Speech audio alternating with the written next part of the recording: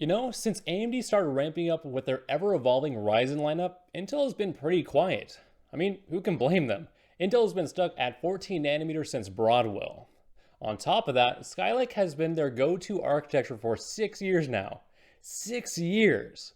I mean, could you imagine eating the same thing for 6 years straight? But now with Pat Gelsinger running the kitchen, things are starting to change. And with Intel's 12th generation processors, they may just be cooking up something spicy.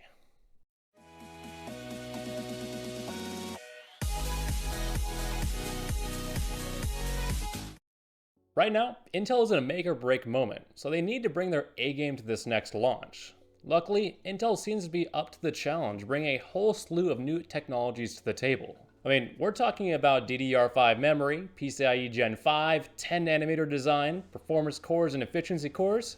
I mean, the list is just packed full of new goodies.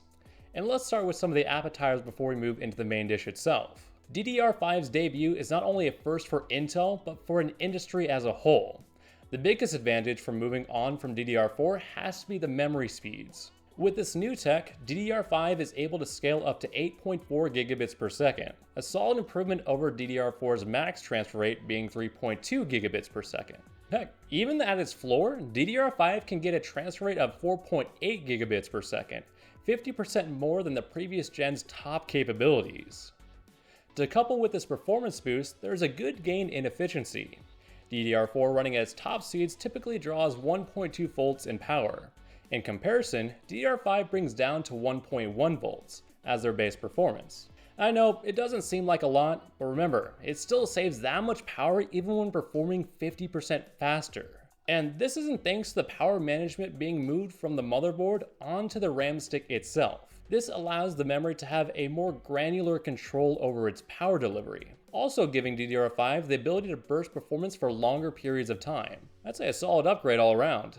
But probably the biggest upgrade, as well as another first, is the leapfrog to PCIe Gen 5. For a point of reference, PCIe generations always improve their performance twofold over their predecessors. So Gen 3 gives 1.97 gigabytes per second transfer feeds per lane, Gen 4 has 3.94 gigabytes per second per transfer lane, and finally Gen 5 will pack 7.88 gigabytes per second per lane. Jesus, that's fast. And while it seems odd how Intel opted only to go with 16 lanes overall, whether it's a 1x16 or 2x8 lane configuration, it's important to remember this is the equivalent of 32 lanes of Gen 4 or 64 of Gen 3.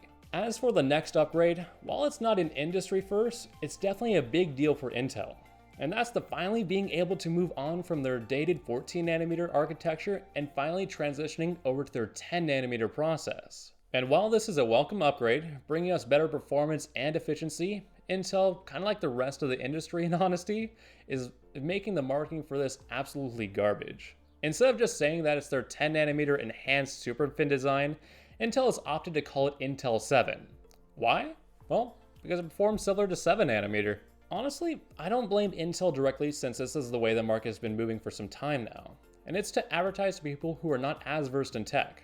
But for me, it's too close to the naming scheme of Intel's processor names. I mean, the Intel i7, for example, not the best presentation on this dish, but still very welcomed at least. And I will admit, these appetizers and side dishes look splendid. They have a fresh aroma that only the most bleeding edge of tech can provide. But it's all for naught if the main course is a mess. And this is exactly where my attention is drawn to the most, the processors themselves. On initial presentation, Intel has brought something to the table that no one in the desktop level has done before, a combination of strong cores to do the heavy workloads known as performance cores and efficiency cores made to do more behind the scenes type work that no one will really notice. This is quite a departure from what we have seen in the past on desktops, who only really had options to choose the numbers of cores really. And while I know this is new when it comes to desktops, this tech has been around for a while when it comes to mobile platforms. Although it has always been used more for battery life purposes, so it's going to be interesting to see this type of tech play out in a different use case. And while I have confidence in Intel execution, I also have a couple of issues with the design choice I will cover later.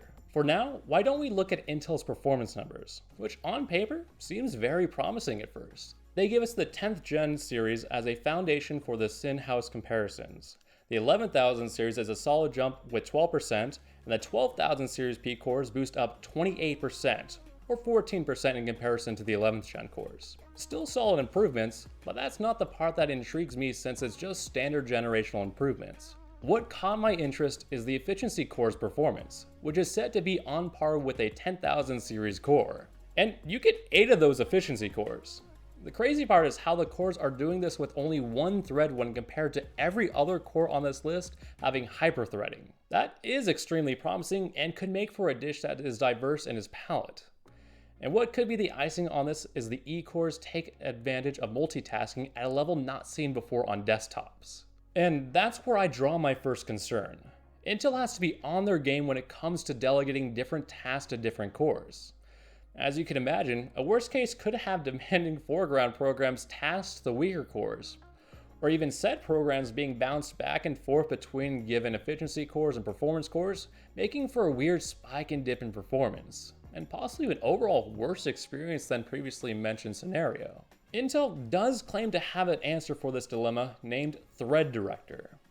If working correctly, Thread Director will allow CPUs to communicate directly with the operating systems to delegate tasks to different types of cores.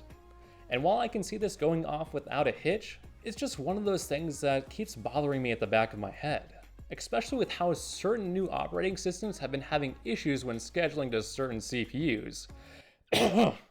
Windows. And this leads into my next concern, Intel's real-world comparison with AMD. With numbers put out by Intel themselves, which should always be taken with the biggest piece of salt you can only find on our weekly podcast every Saturday at 1 p.m. Arizona time, Pass the Salt. Make sure to sub and hit that bell if you want to see when we go live, as well as to interact with us. Back on topic though, those numbers make Intel come out of the kitchen steaming hot, giving them what appears to be up to a 30% ahead of the red team in gaming. But when looking at the fine print, these tests were performed on Windows 11. And as we discussed before, AMD was struggling for a while on there with Windows 11. I know things are fine now with all the latest patches, but this did give Intel an opportune moment to make a performance number cater to their palette without much effort. They can even pin the blame on Microsoft if it came down to it. Of course, I do always recommend waiting to hear from independent reviewers on anything performance related before making any decisions on purchases. Here at Tech for Thought, we are nowhere close to that level yet, but hey, one can dream. Outside of those couple of concerns, this is making up to be a meal worthy of a king. Luckily with pricing, Intel has made it more affordable for the common folk. And that's if you can just find it at MSRP though. And just a quick side note with this chart, if you notice any processor's names featuring the letter F, it signifies the lack of integrated graphics. A nice option for those who do not need it and wish to save an extra $25 and invest it to another part of their build. All around, I have very high hopes for Intel, especially with AMD's 6000 series looming over the horizon. In all seriousness though, it's exciting to see Intel step up and cook something great. The market needs it, and with AMD turning out course after course just showing how capabilities grow with each iteration, this is Intel's time to shine. And if everything goes well, I can expect a competition that would rival Food Wars for years to come. I mean, what are your thoughts on Intel's new 12th gen processors? By the time this video is released, we may have a lot more info about how these CPUs actually perform. If you want to talk about that with us, feel free to leave a comment down below. And don't forget while you're down there to go ahead and subscribe and hit that notification bell if you think we've earned it. And if you wish to spread the good word of Tech for Thought, we have a Twitter at tech_4, the number 4_thought, and an Instagram at tech_4, spelled FOR_thought.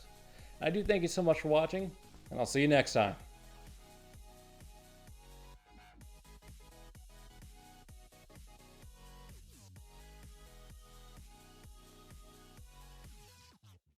DDR Dance Dance Revolution. I wish.